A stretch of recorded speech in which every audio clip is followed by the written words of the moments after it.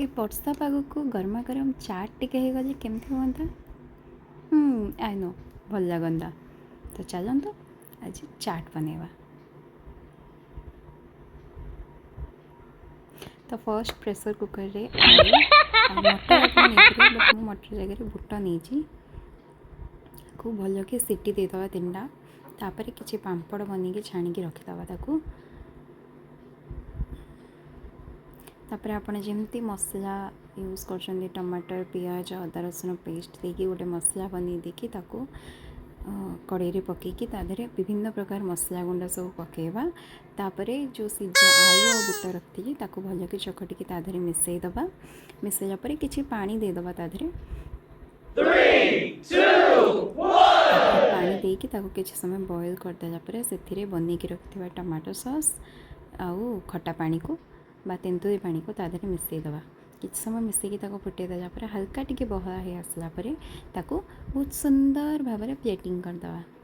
First आलू नहीं जीवे तापरे किछि टमाटो सॉस ताधरे खट्टा पानी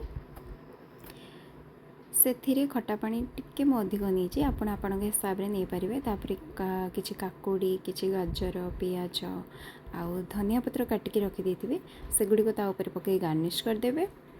आउ आपण जदि चाहिए ताधरे कि एक्चुअली पकाते समस्ते आप पकई पारे। आपड़ ताधर किसी छणा सेव ऐड करेंगे कहीं समस्ते पकाते मत पसंद नुहे तो मुझे पकईनी यूज करनी एथिरे आपड़ पकई पारे। तो आपरे पियाज गाजर कटा धनिया पत्र कटा काकुड़ी ताको पकई गार्निश करदबा। तापर किछि मक्का को सुंदर भाव में पकईदबा। तापर किछि बादाम जदि रखिथे तो बादाम को भलसे पकई गार्निश करदेबे। तापर सुंदर सुंदर छाणिकी रखिथिबा पांपड़ 2 ରୁ 3टी आनिकी ता ऊपर भांगिकी ताको आउ टिके सुंदर टेस्टी बनवा पाई ऊपर पकईदबा। बस रेडी हो गला चाट। आ ऊपर आपन जदि चाहिए किछि खट्टा पानी आउ किछि टमाटो सॉस भल के देकी आहुरी ताको टेस्टी बनई पारे। बस एबे रेडी हो गला हमर गरमा गरम चाट। ए बात्या वाला पाग को ना ए गरमा गरम चाट आपन टेस्ट बर्ड को आहुरी सुंदर कर